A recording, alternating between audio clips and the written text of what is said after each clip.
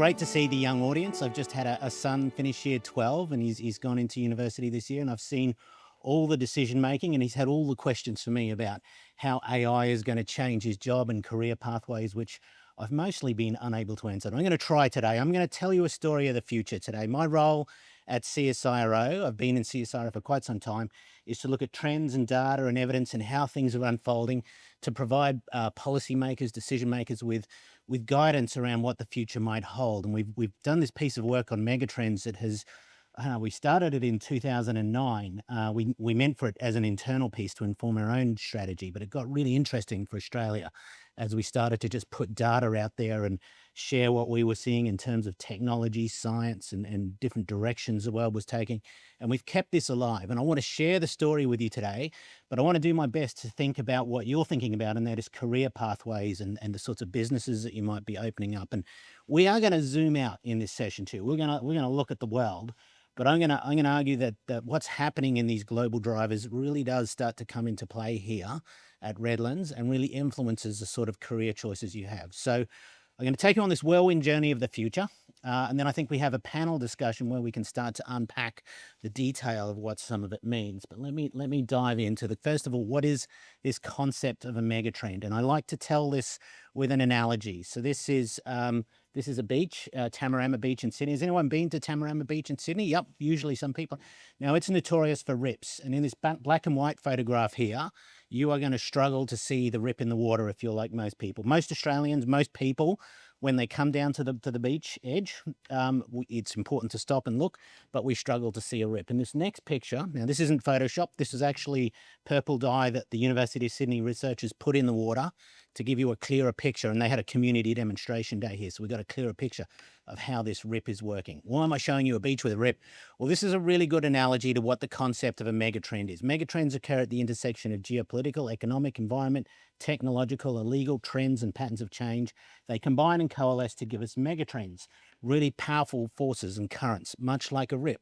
Now, a rip, can be deadly if you're a swimmer. They're the biggest cause of fatality at our beaches, more than anything else. So, if you're an Australian, you really need to understand rips and how they work. But surfers love them at the same time. If you're a surfer, this is beaut because it gets you out past the white water to the break. So it's a good thing. So there's an upside and a downside. And I'd say all the analysis we do on megatrends tries to take our decision makers from this view, where they know there are these powerful forces out there that are going to shape what kind of future they have, to this one where we can start to understand this trajectory of change. And the clearer that picture is, the better the decisions. And I'll also argue that for all of you today, around your careers, your lives that you're creating, your jobs and the businesses you create, there are megatrends that come into play that are relevant for you. They're at a different level and a different scale. You've got your own set of megatrends, and your ability to go from that black and white photo to the color one here, where you really understand them and you can appreciate that trajectory of change, lets you mitigate the risks and harness the opportunities associated with those shifts. So that's the concept of a megatrend. And we analyze big data sets at CSIRO of all these trends and drivers, and we have processes for bringing it together to try and describe the future. And our current view of the things that are going to shape Australia is presented here as a Venn diagram, because they're all interlinked. And these megatrends cover everything from a changing climate that's happening around us. And whilst that's challenging, we're seeing so much innovation and clever solutions being put forward to a future that can work really well. We're seeing sustainable solutions about the efficient use of food, water, mineral and energy resources to get more outcomes, the wellness journey, the increased expenditure on healthcare, and the importance of health and well-being and all the data and information we get on these things. About local resilience amidst global disruption. Yes, the world around us is changing at a geopolitical level. Trade is changing, and this is having implications for sovereign capability here. But I think increasingly we look to Australia for our own manufacturing sector to be rebuilt, get larger as the world becomes unstable. Connected communities is about the rise of digital technology, online retail, telework, telehealth. There's so much moving into the digital space, and it's got a long way to go. Like, retail at the moment is 13% online. You might have thought it was a bit more, but it's only 13% of retail transactions are online. In the UK, it's 30%, and we can see it shifting in that direction. Probably the one I want to put a fair bit of time into, that is 90% of what I work on, is artificial intelligence, generative futures. This is going to be huge. And I want to say, you ain't seen nothing yet. There's so much science and technology in the pipeline. I want to try and unpack what might be possible. When I wrote the 2019 roadmap for Australia on AI, I underestimated what was going to happen. We were too cautious. It's gotten way better than what we thought, and it's way more prevalent in its use and application. Lastly is the new tapestry: cultural change, demographic change, new ways of thinking, and this new generation in front of us all coming into the workforce and changing how things work. So that's the story. Let me jump into some of the data sets that sit behind it. For climate, for change in climate and the adaptation to that changing climate, I like to start with this data set that we have a weather station that we co-host with the Bureau of Meteorology in northwest Tasmania at Cape Grim. And it measures parts per million of carbon dioxide, and this is what we get from it.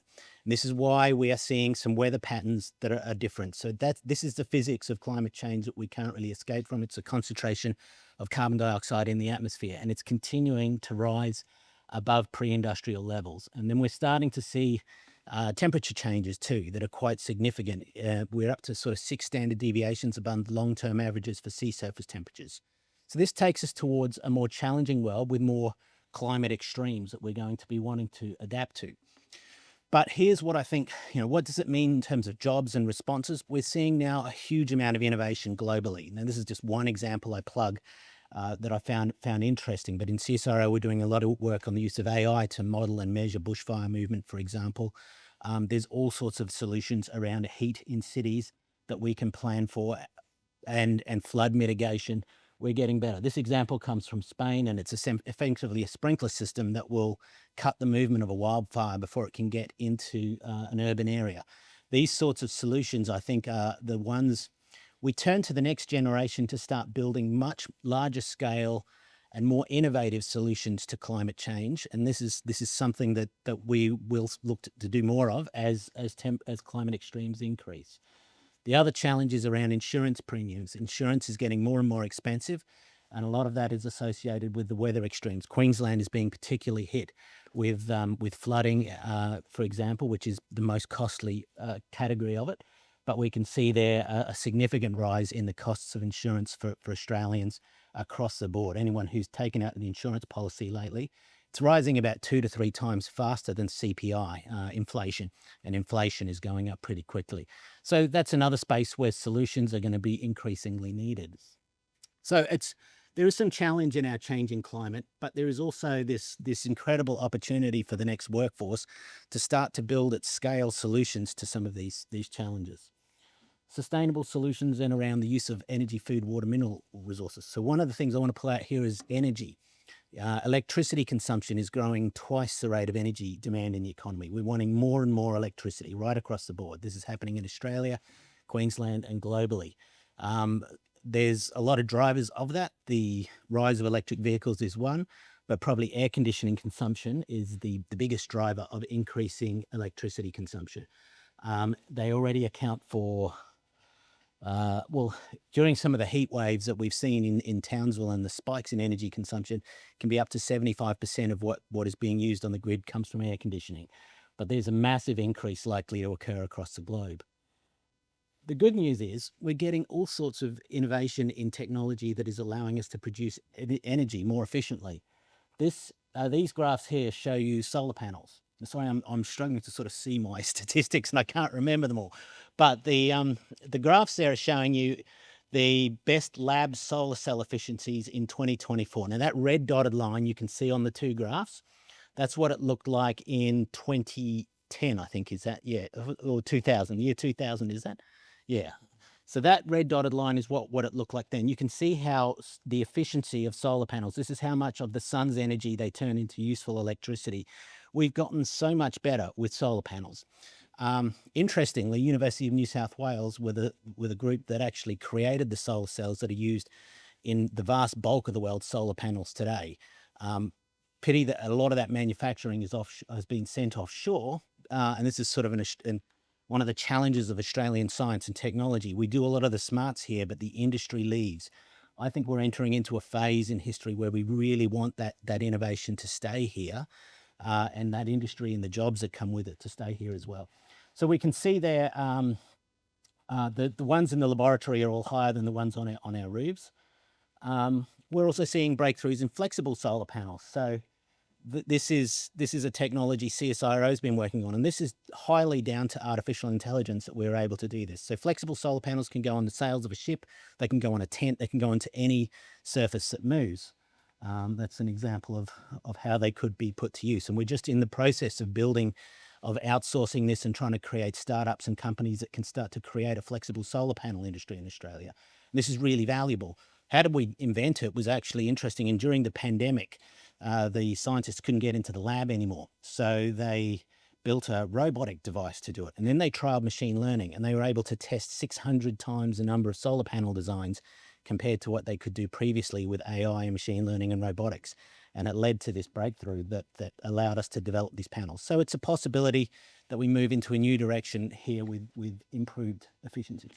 Batteries are also getting way better than they used to be. The three graphs that you really need to know about batteries are here. You can see top tier, the energy density in watt hours per kilogram is one of the things. If you buy a Tesla, you're probably looking at around 200 watt hours per kilogram as a high performing lithium ion or lithium phosphate battery. But we've seen introduced by a Chinese company, CATL, batteries which are 500 watt hours per kilogram. We are getting into the space where electric flight is possible, because that means more energy packed into the same weight of the battery. So that's one of the things that's changing. Battery costs keep falling. Battery cell costs in terms of dollars per kilowatt hour, we can see a rapid fall there. And the battery demand outlook is really strong growth. Now that points towards all sorts of opportunities. The vast bulk of the batteries we're using in our cars and in our solar systems are imported, but there is growth in the Australian manufacturing sector to create batteries. There is strong demand for it, and it's really going to change what's possible in terms of transportation and on the grid. So Air Canada, for example, is one of the airlines to have purchased electric. You might be flying Canberra, Sydney, for example, on all electric if battery technology keeps on progressing in the way that it is. The other, another thing is perhaps we move into a world of EVs that don't actually need to be plugged in because they can recharge. There's two companies, one in America, one in Germany, that are going to be putting out models this year. That's their plans. That could give you, I think, an extra sort of 40, 50 kilometers a day just off the solar panels on the car, which is quite revolutionary. Why? Because of better solar panels and the better battery systems that go with it. So that's a bit about energy. And I think that whole space of energy tech is going to be massive. Huge demand for electricity and a huge requirement for all sorts of innovation. But in the audience here, I think there is this opportunity for a lot of you to have careers in energy, electricity, batteries, and how electricity is supplied to people. That is going to be a huge growth area. Let me look. Another challenge around climate change is water security. There is an increased variability of rainfall. We're getting the floods, but we're also getting droughts, and a lot of water storage plants. Like I worked with Sunwater and a lot of the water supply agencies across Australia. They've actually sort of had to revise their infrastructure. Was previously out to about 2040. A lot of the main ones are now taking that to around 2032 or the early 2030s, because they're not sure that the infrastructure they had thought would last as long will last as long. So it's another challenge put upon us as we look at high government debts, and that we need to bring back. Our water infrastructure is going to be part of it. But again, technology is starting to change things. One space is desalination. And on the Sunshine Coast, there are plans to go ahead with a desalination plant, but across other parts of Australia too. Desal costs, that shows you there on the y-axis, the desalination price in dollars per cubic meter, and it's fallen substantially over time, and it's going to continue to fall, I would say, due to the reverse osmosis filters have gotten better and better that take the salt out of the water. And, this in Morocco, on the Atlantic coast, this town, they're basically 1.8 million people get their water from desalination. It's probably one of the most desalinated supplies of water anywhere in the world. But I think we will start to see, as desalination costs come down, this solution come into play. So again, I've taken a couple of data points out of all the things that we're looking at, but the world of energy supply, water supply are going to change a lot. Food and agriculture is something I haven't put in here, but again, we're likely to see a whole lot of innovation about doing that more and more. The wellness journey. Infectious disease risks are likely to continue. They're not going to disappear. We've seen a lot more of the zoonotic illnesses in the last 20 years compared to the 20 years previously. But our surveillance systems are getting better. Our therapeutics and our vaccines are also improving considerably in our ability to respond to them. Healthcare spending is also increasing pretty rapidly. We're heading for 13% from 10% of our GDP on healthcare in Australia to 13% by the year 2030. America will hit 20% of its GDP on healthcare by 2030 at the current time. It's going even faster there. Part of that is the aging population, but part of that is also just the increased amounts we are spending on healthcare. A lot of it is associated with, there's really three things that in the data sets I've been looking at since 2009 that explain a lot of what's going on in healthcare. That what strikes me about them is how little shift we've seen in them, and that is diet, exercise, and sleep. These three controls we have over our health and well-being and how underutilized they are. First of all, if we look at diet, we have a big increase in type 2 diabetes in the Australian population, which is associated with obesity, excess sugar consumption. The saturated fat story is starting to get complicated about the extent to which that's the issue or not.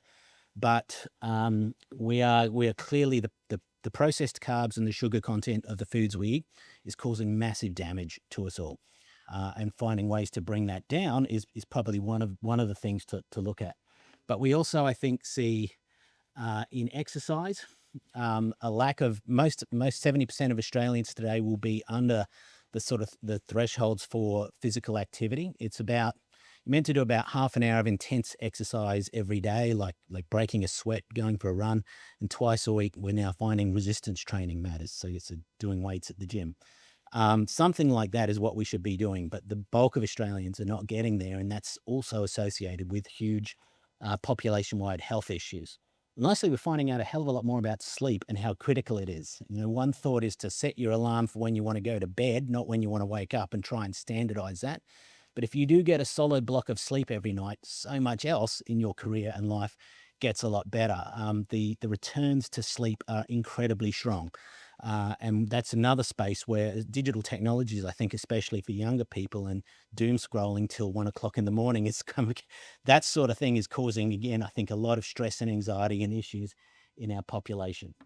We got a glimpse actually of what this can look like if done well. This was a study of US veterans that was done, but they did a look at about 700,000 US veterans and compared ones who lived well and who didn't to see what kind of benefits it creates. And over your life, if you do these things, exercise, be free from drug addictions, don't smoke, manage stress, have a good diet, avoid binge drinking, have good sleep hygiene and positive social relationships, do those, you'll live for an extra 24 years of quality life, not just living, but quality life. That's the sort of benefit that we can, this has huge economic benefit as well, but the benefits we can give to Queenslanders here are massive if we could start to move towards those sorts of healthier living patterns, but it's something that we haven't solved. So again, huge opportunity for people building careers and businesses to start to find solutions. Okay, local resilience amidst global disruption. Yeah, our world is changing and there are some uncertainties about how it all unfolds. It's not necessarily the easiest of topics, but I think it's a relevant factor as we look at the next 20 years. First of all, we can see defense spending going up to really high levels of GDP, and it's growing really rapidly for countries all around the world. In Australia, defense spending is going to grow, and the defense industry is also going to grow, creating opportunities to supply. But the world is certainly reaching defense level spending, which is close to what it was in the lead up to World War II. Expenditure is just massively going up in defense capability globally. There is also an increase in armed conflict across our globe that we can't escape from. I used to be able to stand in front of audiences and say, don't believe what you're seeing in the news. The world's getting more peaceful, and it was for a while. But as we get to about 2018, we start to see flashpoints. This data set is the Armed Conflict Location and Event Data Project, which just measures events across the globe. And it's not just the ones we know well, like Ukraine and the Middle East. There's also in South America and Africa some flashpoints as well that could become significant. So the world is wrestling with a bit of shift. We're seeing disruptions to trade as well that are quite significant. This was the Suez Canal that got shut down due to Houthi rebels. it had a pretty rapid impact on us here in Australia. Your house prices got higher because of this. And that graph there from the Reserve Bank shows you the extent of the supply constraints. But the ships had to go around the bottom of Africa, which caused massive queues around Singapore, which decreased the speed of trade into Australia. And we're also seeing an unprecedented rise in the world of trade restriction measures, which just limit the extent to which we can export and trade freely with other countries. It points us towards basically a world where sovereign capability matters. Building the manufacturing sector in Redlands really matters. It means that we'll look to local supply chains and local capability, and we'll need technology to get there and transform our manufacturing sector. But that's what I think we take from these global shifts is most countries around the world are doing this, and it's going to be relevant for us too, is looking locally. I'm just going to speed up a bit to make sure I get to the AI bit. In terms of connected communities, we're working on about a third of us work from home regularly. I know there's a big debate around return to office mandates. Some like them, others don't. There is a bit of evidence on this, and it's really not clear that there's much productivity difference about people teleworking versus working in the office. That's probably the most comprehensive study that was done by Stanford University in America. And it's important that we look at the sort of data as we work out the right sort of balance here. But work has been changed by the pandemic primarily because a lot of people are able to work remotely to a greater extent. Whether it stays that way or not, we're not sure. Online retail is growing, so there's a lot of change in the retail sector. And also you're going to grow up in a world where cybercrime becomes just, if we're honest, we're losing this battle. The extent of cybercrime is getting bigger and bigger compared to our ability to tackle it. Is we're putting more and more effort into it, but the cyber criminals and the amount of damages that small businesses and large businesses incur every year in Australia is going up, and the sophistication of the attacks that is being perpetrated is going up due to artificial intelligence. Okay, let me jump in on. I should say also there's big growth in the tech sector too. This is the expectation of digital technology workforce growing from sort of up to 1.3 million. So another, where are we now? 2024. So from roughly 1 million to 1.3 million Australia. So data scientists, software engineers, there's going to be change from AI, but AI, I'll argue, won't extinguish those jobs. Let me get into the AI section. So you're living in an incredible turning point in history. If you're in year 10, 11, and 12, your world is getting completely flipped. They say 90% of what you hear about AI is hype. The 10% that isn't is totally enough to change the way government operates, your career, how your business operates. I wrote the National Roadmap for Australia in 2019. I got it wrong in that we were being all too cautious to underestimate where it went. There's been a surge of investment. And this graph here shows us a human capability baseline for mathematics, for reasoning, for language, for image recognition. These models that have been being built around the world based on the transformer architecture of 2017, that was a real shift in the AI capability landscape. They hit that human performance benchmark way quicker. And it is quite possible that what Sam Altman from OpenAI is telling us, by the end of this year, no human being will be able to code better than AI. We can give them any sort of really hard, complex coding problem. And I have Claude and ChatGPT open on the screen in front of me all day when I work now, because I can give them these problems, and it gives me a Python script that actually I can do any coding problem now, and it's quite remarkable. I can delve into any type of science and technology or engineering, and not just learn about it. I can actually sort of implement it with a piece of code. So those are some of the tools that you'll see at your fingertips. They're the worst ones you're going to use, what's out there at the moment, and they're already incredibly good. Does anyone here use any of these tools? ChatGPT and anyone, Claude or Gemini? Yeah, so we're starting to see them. Probably those three that I mentioned are the front runners, but then there's some really powerful ones. And we've also seen, we also saw DeepSeek from China. That was remarkable what they did in January. It blew $1 trillion off the Nvidia share price but I think that was actually a big mistake of the share market. But a Chinese algo trading firm, a young guy decided to do a bit of an experiment and a side project with the GPUs, the compute, and he used reinforcement learning to build on top of ChatGPT and build something that outperformed it in a lot of ways. And what that showed the AI community globally was that reinforcement learning on top of these models can actually be used to massively extend their capabilities. And that's only something we've just worked out in the last 2 months. So expect that to all start to come into play and expect these models to get a lot better. How much better are they going to get? Well, when we wrote the roadmap about 3 years ago, we didn't use the term time up. Can I just have a little couple extra minutes? We didn't use the term artificial superintelligence or artificial general intelligence. I would have shied away from that. I think we need to start to put that back on the table. And that is quite a fascinating concept and a bit scary as well.